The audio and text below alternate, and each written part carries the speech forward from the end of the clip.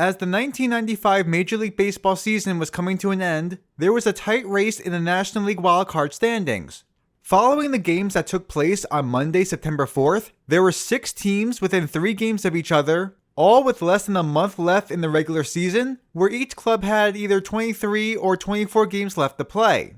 While the National League East and Central divisions were all but clinched, the National League West was also up for grabs. In the West, the Los Angeles Dodgers were in first place on that date, with the second place Colorado Rockies only a half game back. The Rockies themselves held the wildcard spot, with 4 teams within 2.5 games of them. The Houston Astros and Chicago Cubs were both only 1 game behind Colorado, the Philadelphia Phillies 1.5 games back, and the San Diego Padres 2.5 games back.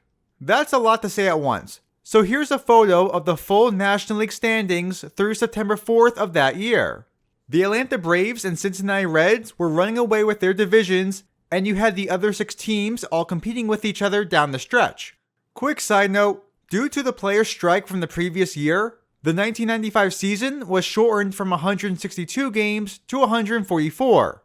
That's why all the teams had about 24 games left to play, despite only playing 120.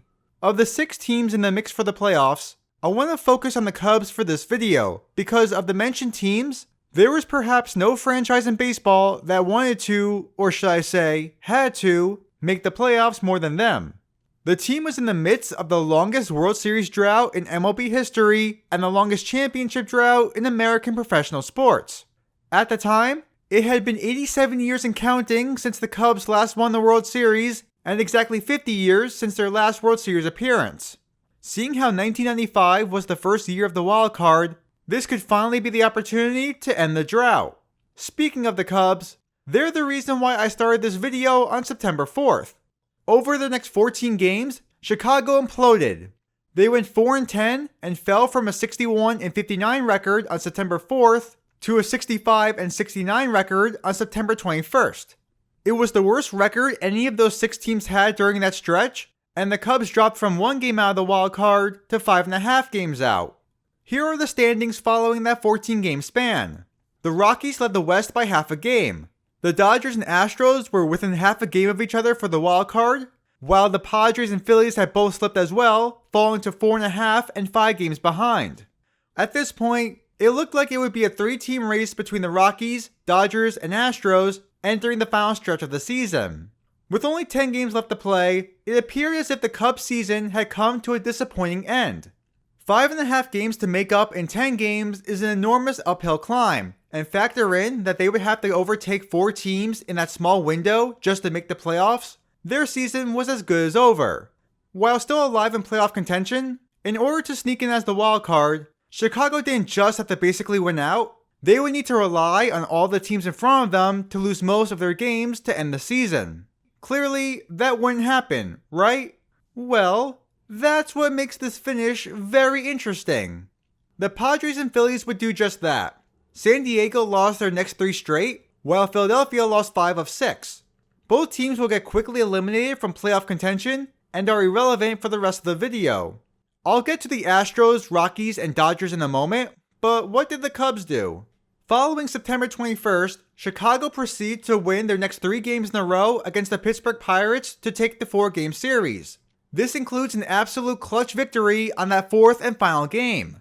Pittsburgh had a 2-1 lead with 2 outs in the bottom of the 9th before Scott Service hit an RBI single off closer Dan Miceli to drive in Luis Gonzalez to tie the game. 1 inning later in the 10th, center fielder Brian McRae hit a walk-off home run to win the game 3-2. Hosting the St. Louis Cardinals for their next 3 games, Chicago kept their playoff hopes alive. In the first game of that series, starting pitcher Frank Castillo had the game of his life. He was within a strike of a no-hitter before Bernard Gilkey broke it up in the top of the 9th inning on a liner just out of the reach of the center fielder. Gilkey would wind up on third with a triple, but Castillo got the next batter, Trip Cromer, to fly out to end the game. A 1-hit shutout with a career-high 13 strikeouts.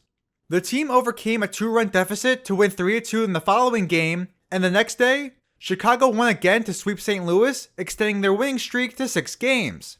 A winning streak that brought their overall record back over 500 to a 71-69 mark. Despite winning 6 in a row, The Cubs went from 5.5 games back of the wild card to 4 games out. They leaped over the Padres and Phillies with ease, but win streaks by the Rockies and Astros kept the difference at large. Here are the standings following that 6-game win streak. Los Angeles led the West by half a game, with Colorado holding the wildcard spot by 1 game over Houston, and Chicago 4 games back. By now, the Cubs' win streak was too little, too late. They were 4 games back, with only 4 games left in the season. It would require a miracle of miracles for Chicago to make the playoffs. Not only would they need to win all 4 games, they would need the Rockies to lose all 4 games as well to the San Francisco Giants. That scenario would not even guarantee a playoff spot, as if somehow that all happened, it would force a tie-breaking Game 163, or in this case, Game 145. What about the Astros, you're wondering? Fortunately for the Cubs, the final 4 games of the season were all against Houston, so if Chicago were to win out, they would knock Houston out of the race by default.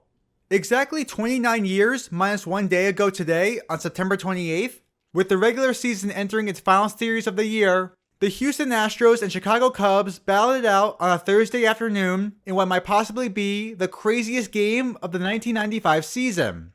Jim Bollinger started for Chicago, and immediately did Houston score off him. After a 2-out double by Jeff Bagwell, Derek May drove him in on a single to take an early 1-0 lead. On the mound for Houston was Don Wall, a 28-year-old rookie who had only made his major league debut 3 weeks prior. He pitched the perfect first inning, and the game remained 1-0 heading into the bottom of the second. With 2 outs and 1 on, Scott Servais played hero again by hitting a 2-run home run to give the Cubs a 2-1 lead. That lead would not last for long though, as in the top of the third, Dave Magadan hit a ground ball that probably should have been ruled an error, but was ruled a base hit, scoring Craig Biggio to tie the game at 2. A rare miscue by Chicago first baseman Mark Grace, the same player who won the Gold Glove Award that year. Luckily for Grace, he would redeem himself in the next inning. In the bottom of the third, Howard Johnson led off with a triple and came in to score on a sacrifice fly by Grace to tie the game.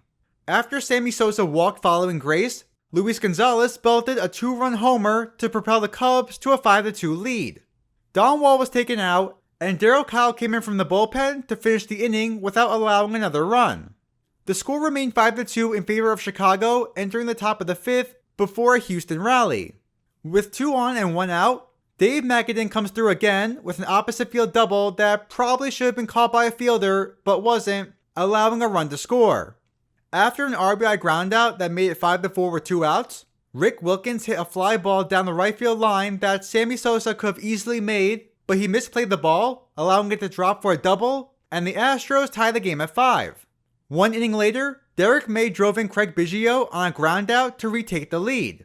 I should mention that Biggio only made it to third thanks to a wild pitch, just to add on to the long list of Cubs defensive gaffes they've committed today.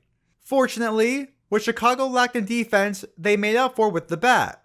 In the bottom of the 6th, trailing 6-5, the Cubs rallied to tie the game thanks to a single by Brian McRae.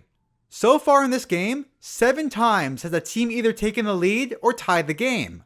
The Cubs had used 3 pitchers while the Astros were on their 5th, and again, it's only the 6th inning. Speaking of Cubs pitchers, the 4th Chicago pitcher of the day, Turk Wendell, came out of the bullpen in the 7th and proceeded to give the lead right back to Houston thanks to an RBI single by Craig Shipley. In the bottom half of the inning, a single by Mark Grace and a walk to Luis Gonzalez put 2 on with 1 out. Astros manager Terry Collins, yes, that Terry Collins, went to the bullpen again for the 7th Houston pitcher of the day, Craig McMurtry. Craig McMurtry is perhaps best well known for allowing the first home run of Barry Bonds' career, but I also want to point out the fact that this game was the final one in his big league career. Of all the games to end a career on, this has to be one of the most memorable ones. McMurtry would allow a walk to load the bases, and a sacrifice fly by Scott Servais tied the game yet again, the 3rd time today the Cubs came back while trailing. That would be it for the scoring, and we have a 7-7 game heading into the top of the 8th.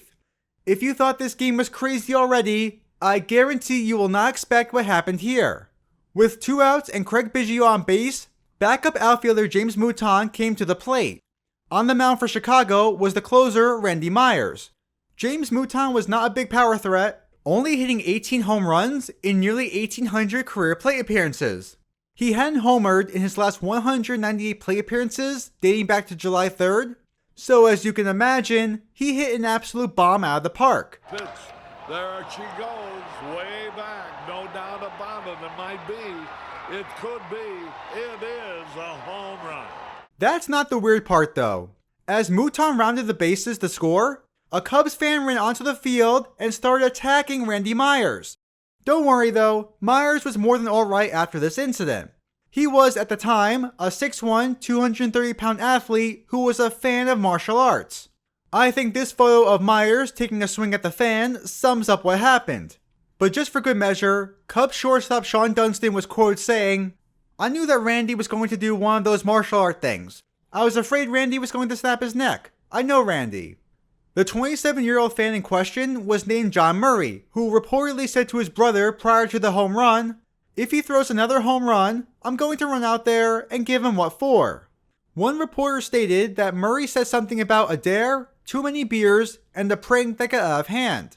Murray's wife Lucy was quoted saying, "He's never done anything like this before. Could he have really been that drunk?"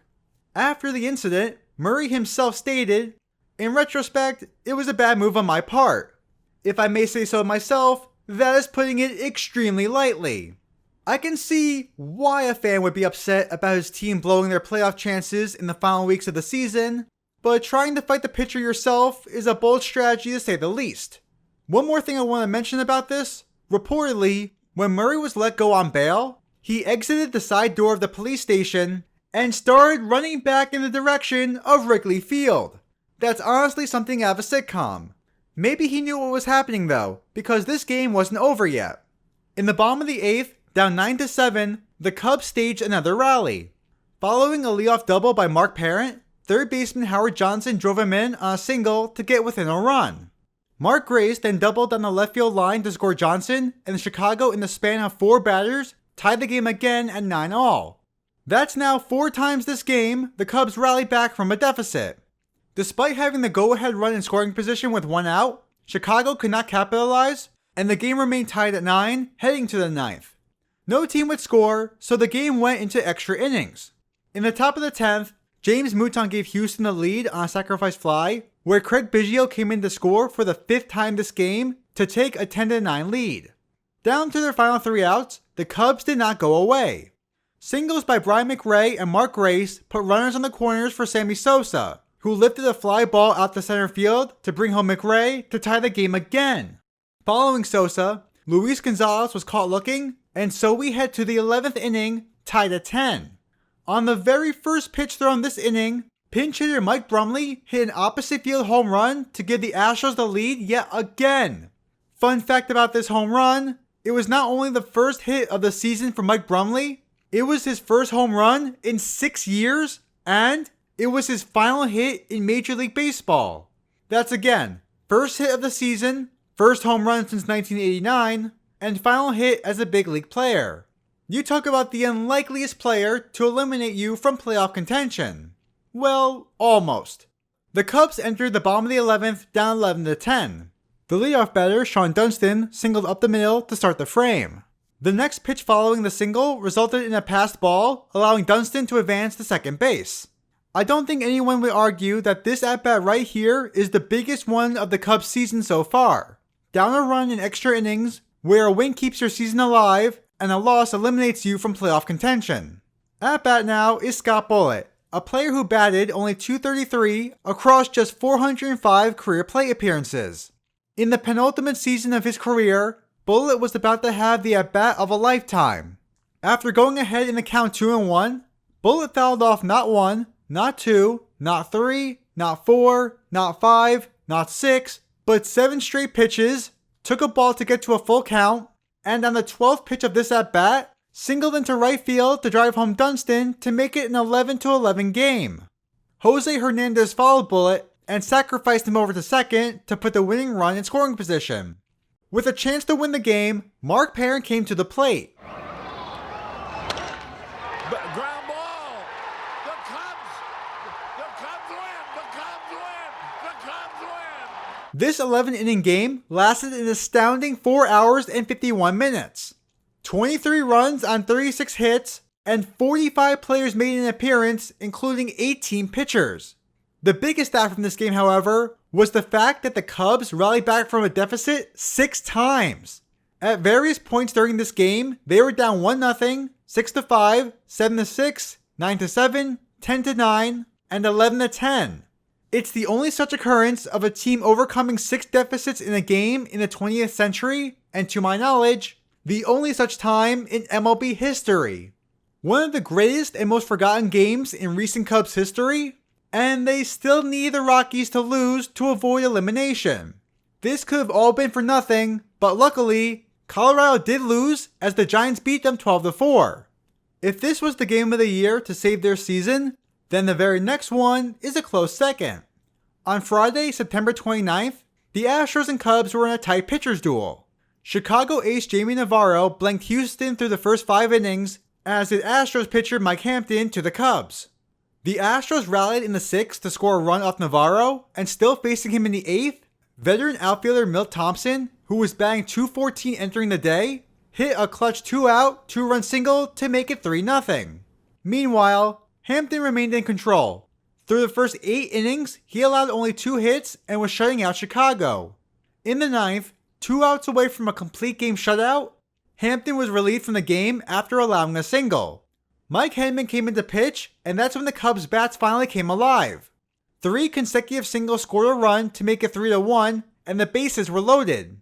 With the tying runs in scoring position, Scott Servais hit a ground ball to third, where Craig Shipley made a game-saving dive, but was only able to get 1 out. Sammy Sosa scored to make it 3-2. Howard Johnson followed with a walk to reload the bases, and Scott Boland played hero once again by walking to drive in the tying run. Still 3-3 in the bottom of the 10th, the Cubs loaded the bases for Luis Gonzalez, who walked off the Astros with a single to win 4-3, extending the winning streak to 8 games. What about the Rockies, you're wondering? Colorado had a 2-run lead entering the top of the 9th before San Francisco scorched them for 5 runs to win 10-7. Now just 2 games separated the Rockies and Cubs, and it goes without saying how incredible it is that they are still alive in the race entering the final 2 games of the season. There was 0 room for error on the Cubs' part in the final week and a half, and yet, each and every time, they somehow managed to pull through. They were neck and neck in the playoff hunt at the beginning of September, imploded down the stretch, and were now on the doorstep of the greatest late-season comeback in sports history. Unfortunately, that's where the amazing story would end. In another wild game on September 30th that saw multiple lead changes, the Astros held on to win the game 9-8, eliminating the Cubs from postseason contention. Not that it would have mattered, but the Rockies also won that day and would have eliminated Chicago anyway. If you were to look up the final standings for the 1995 Major League Baseball season, you would see that the Chicago Cubs finished 4 games behind the Colorado Rockies and 1 game behind the Houston Astros. However, reading between the lines show that the Cubs nearly completed what would have been the most incredible comeback any sports team had ever accomplished. Down 5.5 games with 10 to play, the team kept fighting, winning 8 games in 8 days to stay alive against all odds they faced. While they came up just short, it's still one of the wildest finishes to a season in baseball history.